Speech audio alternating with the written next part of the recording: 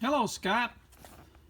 Let me give you an idea of what it's going to take to get Solex installed on your engine. Obviously, fuel pump, which you say you've already got. You just have to make sure it's oriented the correct way. They don't always clock these fuel pump this half to this half of the fuel pump. These are not always clocked correctly, so this is the orientation of the fittings. And if yours is not mounted, does not look like this, then just have to unscrew these and carefully pry the body away from the gasket, and then reorient it and reattach the screws. Obviously, the fuel line. Now, this fuel line is an original that's just been covered with heat shrink.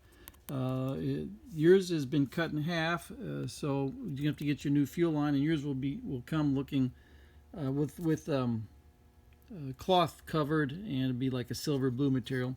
Also, there is a bracket right here that secures the fuel line to the cylinder head. Plus, this is a special bolt that goes in here to secure it. So I need to find out if you have either of these.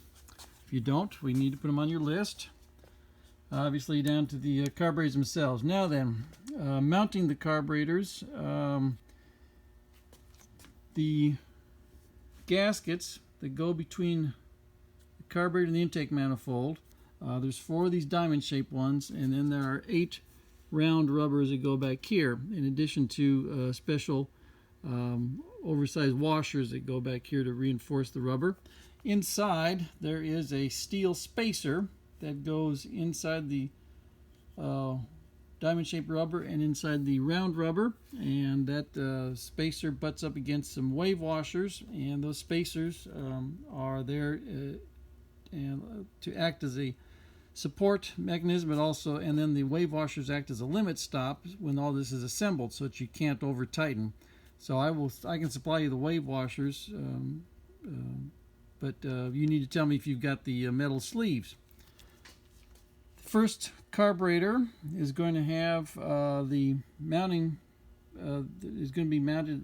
We'll have the throttle support rod mounted on it.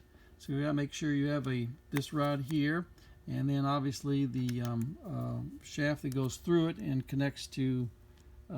This is the shaft, starts here, runs over here, and then you've got this lever that connects over here.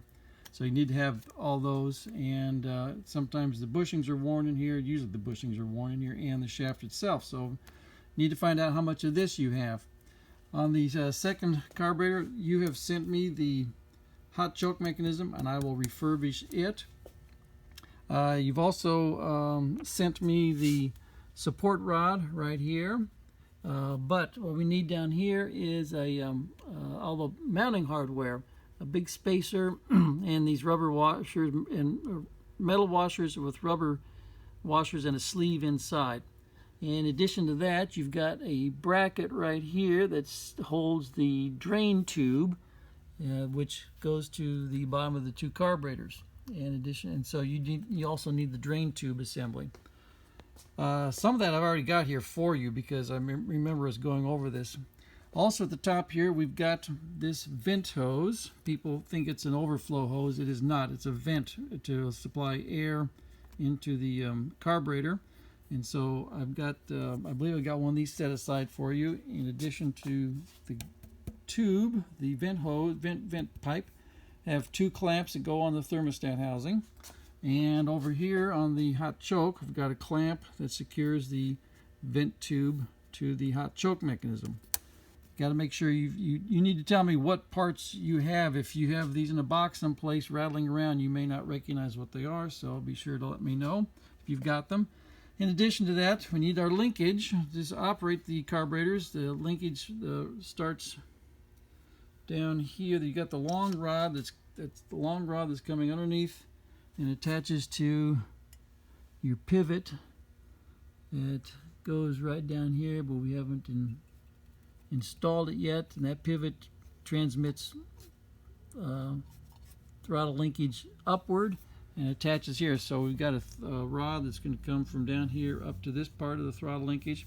Then we got this short one right here that attaches to the number carburetor, and At the number 2 carburetor, we've got the turnbuckle, which is where you get your final adjustment when synchronizing the carburetors. I'm thinking, well, obviously rubber hose here and clamps to secure the vent, but that would be a given since you don't have the vent pipe. Also, you mentioned you don't have the gaskets that go here between the airlog and the carburetor, but just make sure they're thin, but specialized, but a thin gasket. And they take the shape of the opening here, so you have a flat on one end and round up here. It's a very odd-looking gasket. Let's see what else. What else? Think. Oh, that's right. Throttle return spring. As I recall, you said you did not have a throttle return spring, which attaches here and goes over to your airlog, which is sitting out here and allows you to adjust, attach your throttle return spring. In fact, let's make sure you've got the airlog. Let me get one right here.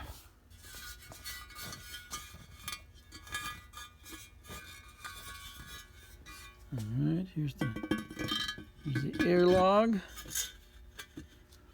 So you'd be looking at the throttle return spring attaching here on the airlog and going over to throttle rod right there. So it's a return spring that goes there. So you make sure you've got the airlog. All right, I think that's going to. See if there's anything else I can think of. Oh, that's right. Choke cable. You said you had trouble with your choke cable. It's been cut off or something, and I have a replacement choke cable for you that's going to go in through the dash and snake all the way through the flexible sheath, and then that attaches to the chokes right here.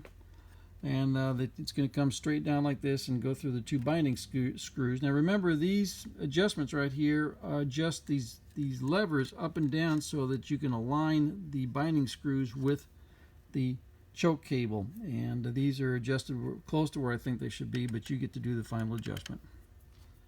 I'm trying to think what else.